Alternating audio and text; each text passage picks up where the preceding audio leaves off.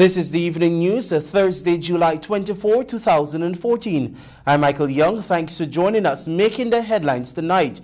4 convicted jailed for 2011 Panday robbery. Quarantine man dies after struck down by speeding car. Landlord charged with murder of NY-based Guyanese woman. Guyana, U.S. officials meet to discuss tip situation, and police destroys field of marijuana plants. Now for the news in detail. The mother-in-law of businessman Malcolm Panday, along with 4 other accomplices, was today sentenced for a July 2011 robbery under arms at his Bel Air, Georgetown home. Chandrada Rampasad, the victim's mother-in-law, was sentenced to 4 years imprisonment. Jermaine Mitchell was given 4 years for armed robbery and 2 years for the possession of an unlicensed firearm, which will be served consecutively. Aubrey Simon was given 4 years, while Rayon Jones and Hardat Kumar, the nephew of Rampasad, were also sentenced to 4 years. They all appeared before the Chief Magistrate, Priya Bahari.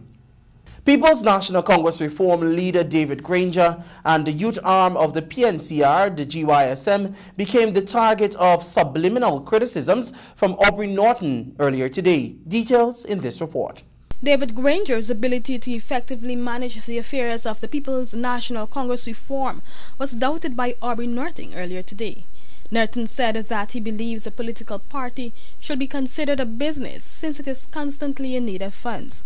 I believe the party needs a proper investment plan, and it needs to take its assets and get involved in some and proper investments that can bring returns to the party so that the party becomes economically independent and viable. Are you of the opinion that it is economically independent at this point in time? It cannot be at this point in time, but it must be an objective. It cannot, because a lot of political parties depend on donations, etc. But I believe in the modern era, it also has to take its assets, invest them, and generate income independent of the donations it will get. He said too that all issues involving party members should be dealt with internally and should not reach the stage as with the Vanessa Kissoon fiasco. I believe that there has to be much focus on the rebuilding of the GYSM. I come from a YSM background.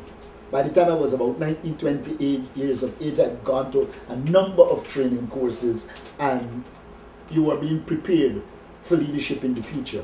I think we need to do that.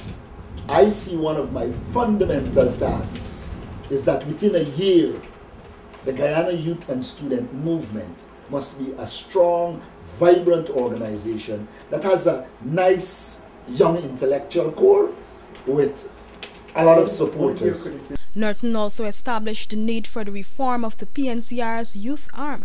He said that the youth should be more educated so that they will be able to elevate in the realms of the party. The first thing to ensure that people don't go outside is to follow the party constitution.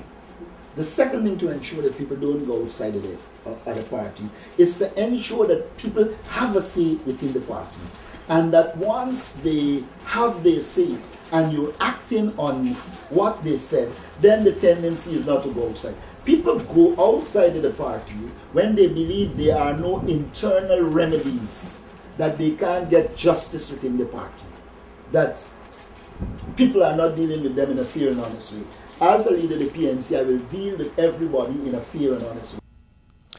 Meanwhile, People's National Congress Reform Central Executive Committee member Sharma Solomon said, consistent with the rules 15.2d of the party constitution, Vanessa Kissoon is entitled to delegate status at the 18th Biannual Congress.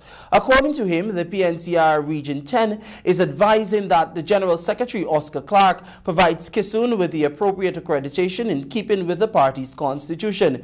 It was pointed out that Kissoon is a member of Parliament on the PNCR list. Kissoon was suspended by party leader David Granger following a heated altercation between her and the General Secretary. Donnie Pinder of Lot 129 Friendship East Coast Demerara today appeared at the Georgetown Magistrates Court before Chief Magistrate Priya Bahari, where he faced several charges related to fraud. According to the charge read in court by prosecutor Michael Grant, it is alleged that on November 11, 2013, he obtained $220,000 cash from Andre McPherson by falsely pretending that he was in a position to issue a medical certificate and visa to the victim for him to work on a cruise ship. It is also alleged that he defrauded Trevor Dazzle of $150,000 and $140,000 from Chad Paul for the same purpose, falsely to issue a medical certificate and visa. Pinder was remanded to prison until July 30, 2014. Finance Minister Dr. Ashley Singh today said that despite the rating of Guyana's Human Development Index for 2014, the country still has much to celebrate as there has been significant progress in the achievement of the Millennium Development Goals. Here's Alexis Rodney with this report. At the launching of the United Nations Development Project 2014 Human Development Report, Finance Minister Dr. Ashley Singh said that Guyana has been most proactive in its approach to the achievement of the Millennium Development Goals. Members of the civil society and the private sector earlier today converged at the Guyana International Conference Center, Liliendal, to witness the handing over of the report, which for this year takes a people-centered approach. Minister Singh disclosed that although Guyana remains at 121 on the Medium Development Index, much has been achieved since the year 2000. Just a few years ago, we issued our latest Millennium Development Goals Progress Report, a report that we prepared with the support of the UNDP, and a report that documented the tremendous progress that we've made towards achieving the MDGs. Happily, through a national collaborative effort and an effort that has included, like I said, very generous support by our development partners, we are in fact on course to achieving all of our MDGs. The one perhaps that is under threat is the MDG that relates to maternal health, and in relation to that particular MDG, we are working with UNDP on what's described in the industry as an MDG acceleration framework. We have developed a MAF, as it is called, an MDG acceleration framework in relation to the maternal health MDG, and we're in the process of mobilizing resources and implementing that acceleration framework, that action plan for accelerated movement towards achievement of that particular MDG. Under the theme Sustaining Progress, Reducing Vulnerabilities and Building Resilience, this year's report covers two concepts which are interconnected and deeply important to securing human development. Minister Singh said that this year's report reflects government's policies objectives. I note, for example, the report's call for universal access to basic social services, education and health, stronger social protection, including unemployment insurance and pensions, commitment to full employment, the importance of responsive and fair institutions, increased social cohesion, reducing potential for conflict, etc. And I could spend a fairly long time speaking about some of our national initiatives, some of the national initiatives that we're implementing in Guyana that are closely aligned to these objectives, including indeed many that we're implementing with the support of and in partnership with our main development partners. Resident representative of UNDP Chisame Kami in her presentation said UNDP's multidimensional poverty index shows an overall decline in deprivation. However, a large number of persons within the 91 developing countries are still marginally dimensionally poor. Close to 800 million are at risk to falling into poverty if setbacks occur. Madam Chair, progress takes work. Many of the Millennium Development Goals, MDGs, are likely to be met at the national level by 2015. But success is not automatic, and the gains are not necessarily permanent. In line with the Human Development Paradigm, the 2014 report also pays particular attention to the disparities between and within countries. It identifies the structural vulnerable groups of people who are more vulnerable than others by virtue of history or their unequal treatment by the rest of the society. For the Evening News, I'm Alexis Rodney. Thanks, Alexis. The police are investigating a fatal accident that occurred at about 6:40 today on the number 19 Village Public Road, Quarantine, and which resulted in the death of pedestrian Vikram Ramlakhan, 26 years, of number 11 Village, Quarantine. Investigations have revealed that Vikram Ramlakhan was struck down by a motor car while standing on the roadway. He was pronounced dead on arrival at the New Amsterdam Hospital. The driver of the motor vehicle is in police custody, assisting with investigations. This is the evening news. Join us on the other side of the break for more news.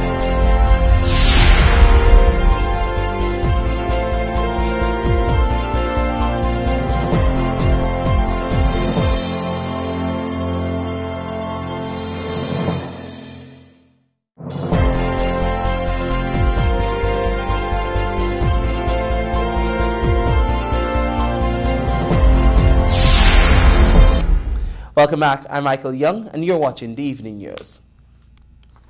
Suffolk County Police said earlier today that they have charged a Brooklyn woman with the murder of a Guyanese woman whose dismembered body parts were found in Bayshore and Hampstead over the past several weeks. Leah Cuvez, 42, who lives in the same Brooklyn apartment building as the victim Chanel Latoya Thompson Brown, a Guyanese mother of 4, was arrested Wednesday morning by the police with the help of the U.S. Marshals NYNJ Regional Fugitive Task Force, authorities said. Covez was charged with second-degree murder and was being held overnight by the 4th Precinct Police said. She was scheduled to be arraigned at the 1st District Court in Central Islip on Thursday. The Nassau County and Hampstead Village Police Departments and the NYPD, as well as the Nassau and Suffolk County Medical Examiner's offices, all assisted in the investigation, which is still active. Brung, an immigrant from Guyana with 4 children and a husband still residing there, disappeared from her apartment at 346 Sumster Street in the Bronzeville section of Brooklyn. Police had been investigating whether the body parts found in Bayshore and Hampstead belonged to Brung, who was last seen on July 5. Leader of the opposition David Granger is calling on local media operatives to practice professional journalism when reporting on political issues. As the Parliament office seeks to strengthen its relationship with the media through a one-day workshop, opposition leader David Granger called on journalists to practice professionalism when reporting on matters relating to Parliament. According to Granger, there are 3 key elements which guide journalists to practice professionalism in their workplace. These include education and training, social responsibility, and corporate responsibility. He noted that social responsibility entails journalists avoiding biased reporting. So, the social responsibility is important because when the journalist reports news, whether he is working at NCN, Chronicle, Stabrook, Kiteshore, Guyana Times, that journalist has a social responsibility to write and speak the truth, not to try to joke a person who is of a different political complexion. Meanwhile, Speaker of the National Assembly, Raphael Trotman, explained that since the commencement of the 10th Parliament, attempts have been made to establish a less conflicted and more inclusive way of carrying out their political work. He noted that while they have been successful in getting the work of Parliament done, there still needs to be a partnership with Parliament staff. We need your help, that is the media, and we need to be able to forge a partnership established on trust and mutual respect. We, however, have to caution that we cannot allow manipulation of our views for narrow political ends, the twisting of our words in editorials and other dailies. But we need to know that the press corps is imbued with a keen sense of responsibility about what it is their role is and what it is our role entails as well. Some of the presenters during the workshop included former Speaker Ralph Ramkaran, head of the Communications Faculty Caroline Walcott, and member of the National Assembly Cathy Yu. Ramkaran spoke about the past encounters with the media as Speaker and made some recommendations of how Parliament can improve and more successfully achieve the aim of strengthening their relationship with not only the media but the public. There was also a heated debate among the participants, particularly members of the media and the facilitators, on responsible and sensational reporting. Participants were also given a breakdown of the procedures in the National Assembly. Reporting for the Evening News, Gomita Gangden. On Wednesday, police ranks conducted a drug eradication operation at Springlands Bag Dam, Quarantine, during which one field of marijuana plants was found and destroyed. No arrest was made. The Ministerial Task Force on Trafficking in Persons on Thursday met with the U.S. officials to discuss the TIP situation in Guyana. Details in this story. The Ministerial Task Force on Trafficking Persons met with officials from the U.S. State Department and the U.S. Embassy to have discussions on trafficking in persons in Guyana. The meeting was held on Friday in the boardroom of the Home Affairs Ministry. Minister Clement Rohi said that the task force has had several meetings with the U.S. officials and is looking forward for a productive discussion. This is a meeting between the United States State Department and Embassy and the Ministerial Task Force on Trafficking in Persons. We've had several engagements in the past with representatives from the Department of State in the United States of America, and this is an ongoing exercise where we meet with State Department officials visiting Guyana from time to time, engaging particularly with the Ministerial Task Force on Trafficking in Persons. So we are very pleased that you're here to meet with us and to exchange information and experiences on this very important matter. Some members of the task force present at the meeting included Human Services Minister Jennifer Webster, Foreign Affairs Minister Caroline Rodriguez Burkett, Natural Resources Minister Robert Prasad, and Marine Affairs Minister Pauline Sukai. Also present were Acting Commissioner of Police Silal Prasad and Head of the Child Care and Protection Agency Anne Green. The Ministerial Task Force on Trafficking Persons was established in 2007. Only last month, the task force blasted the U.S. State Department's 2014 report on the trafficking in persons situation in Guyana. Minister Webster noted that the report again did not reflect a fair review of the trafficking in persons in Guyana. She said that it contained several inaccuracies and misrepresentations regarding the scale of the trafficking in persons. Shania Singh for the Evening News. 40 students from various secondary, technical and tertiary institutions across the country are on a 6-week work-study attachment program at the Guyana Telephone and Telegraph Company, which opened on Monday. They were inducted at a simple ceremony at GT&T's headquarters at 79 Brick Dam, Georgetown. The students will be attached to various departments within the company. District Education Officer Clifton Davis urged the students to enjoy their stint at GT&T and to take the program seriously. Finance Minister Dr. Ashney Singh has said that the increase in tuition fees at the University of Guyana and discussions on the access to student loans for the new semester is currently engaging the attention of the government. Alexis Rodney reports. Speaking to reporters minutes after delivering a report at the United Nations Development Project, Finance Minister Dr. Ashney Singh said that government still needs to reflect on the fullness of the implication of the loan increase before a definite pronouncement could be made on the matter. Minister Singh said that the increase in tuition and discussion on students' loan have to be viewed within the context of his previous statement relating to the level of compliance of students who were granted student loans. Since his pronouncement a few weeks ago, Minister Singh said that there has not been any amount of cooperation by students who had benefited from the Finance Ministry's student loan program. This, he explained, is troubling.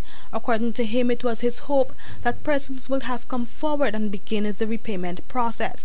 As it relates to the recent increase in tuition fees and the possibility of students accessing funds through the loan program to meet that need, Minister Singh said that the matter is also being addressed by Cabinet. The University of Guyana's Administrative Council on Tuesday had unanimously voted for the current tuition fees to be increased come September. The adjusted fee applies to both new and continuing students who are pursuing programs which previously attracted a fee of $127,000. Registrar of the University of Guyana, Vincent Alexander, had told the Evening News that the administration would be implementing the increase from the new semester, since it is of the view that it is the best course to take if the university is to survive. In the coming days, reporting for the Evening News, I'm Alexis Rodney. Thanks, Alexis. The Amazon Warriors energy drink brand is hoping to help Panwave perform at their optimum by sponsoring the Steel Pan Group for their trip to Suriname on Thursday. Tristan Joseph filed this report. The Panwave group will be heading to Suriname to participate in a concert for school children while performing for the Guyanese residents in Suriname at a separate concert. Music coordinator of the Ministry of Culture, Andrew Tyndall, spoke on the impetus behind the trip to Suriname. This trip to Suriname is a part of our program where we want to expose the youths involved with the program to other cultures. And so we thought that a great place to start would be with those countries that are very close to us, and so our neighbor Suriname. They're closest to us and they have similar cultures like us, but there are also differences. So we wanted to take our cultural steel band to them, which they don't have in Suriname. Human Resource Manager of New GPC, Faye Smart Scott, wished the Panwave team well. Amazon Warriors Energy Drink is pleased to be associated with Panwave Steel Orchestra, and we're happy to sponsor the youths who will be going on a tour to Suriname. We want to wish them all the best and success in their tour, and we trust that other companies will come on board and give them more support. Steel pan player Miriam Gaskin thanked the Amazon Warriors energy drink brand for their continued support of their growing group. The new energy drink is creating a buzz in the local markets in Guyana and the wider Caribbean. It is being rated as one of the best, if not the best of its ilk, on the market as far as taste and impact are concerned. You're tuned to the evening news. More news still ahead. Stay with us.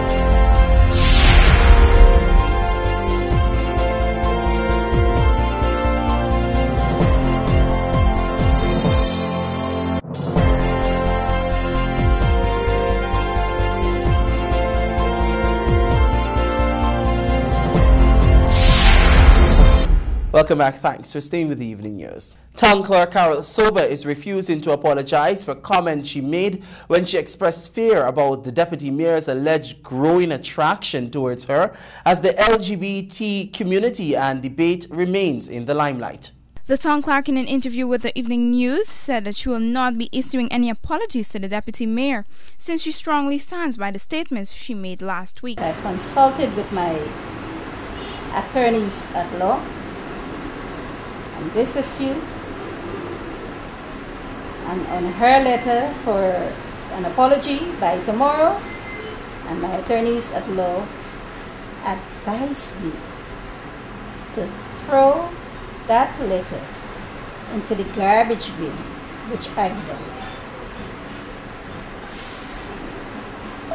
That's my only comment. It's thrown in the garbage bin, as advised by my attorneys at law. She noted that she stands by the statements she has made since she has sufficient evidence to support her claims. Quite recently, when there's any question or issues about the town clerk acting, she would turn her back at me. I'm sure some of you would have seen that. Turn her back at me, face the mayor, turn her back at me, and wriggle her ass. You would have seen that. She noted too that Green's actions have been supported by the Mayor Hamilton Green, as he refuses to address it when it was brought to his attention. According to a letter which is being circulated by Leslie Sobers, Green's lawyer, the statements made by the acting town clerk on Friday last at the press conference has besmirched the good name and tarnished the reputation of his client due to the connotative meanings which were used. The deputy mayor, through Sobers, has therefore asked the acting town clerk to issue an apology or face the consequences, which will be in the form of legal action taken in the Supreme Court. To this end, Sober responded, saying that she is not threatened and is prepared for Green's next move. At a recent press conference, the acting town clerk told media operatives that it worries her that the deputy mayor, Patricia Chase Green, has such an abiding attraction towards her. Reporting for the Evening News, Gomiti Gangade. You're tuned to the Evening News. More news still ahead. Stay with us.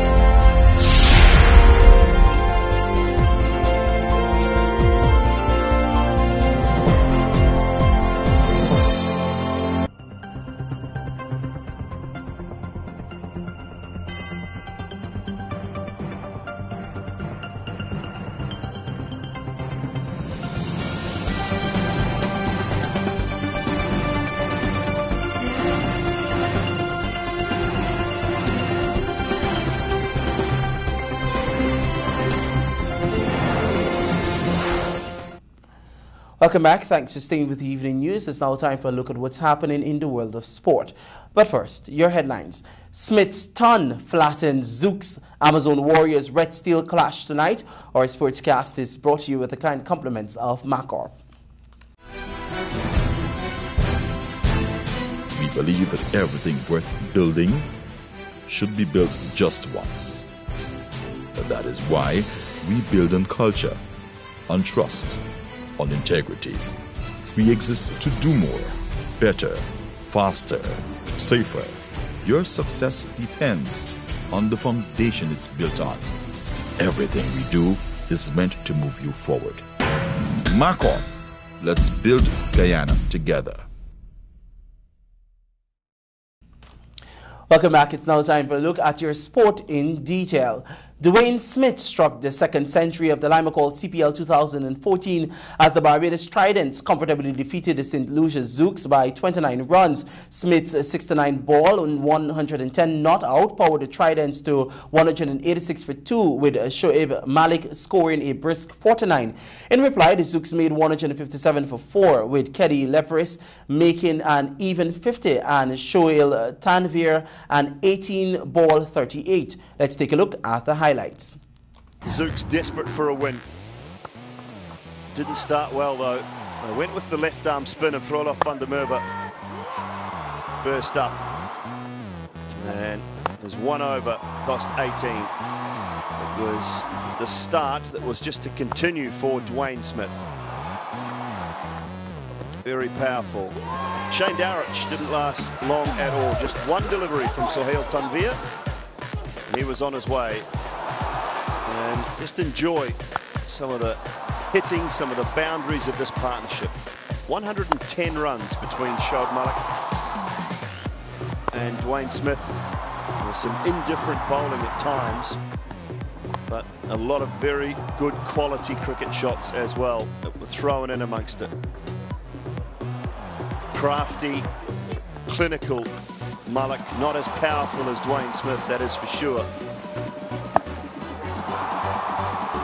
Seen so much of the power from Dwayne Smith in the Caribbean of late, but certainly in other competitions around the world. Finally, Shoaib Malik was out, bowled by Tino Best. There was a little bit of, a few words spoken. Shoaib Malik was not happy with some of the things that were said. He had to go. That brought Pollard together with Dwayne Smith. They rounded the innings off with a partnership of 58 from 31 deliveries. Pollard just the 1-6, no 4s for him. One could have possibly been taken by Tino Best. Just came in a little too far, and it was the 100 for Dwayne Smith. The crowd celebrated, he celebrated. Brilliant performance from him. He finished courtesy of this last 6, 110 not out of 69 balls. 7 4s and 8 6s for Smith. Some cracking innings in the first T20 100 at the Kensington Oval.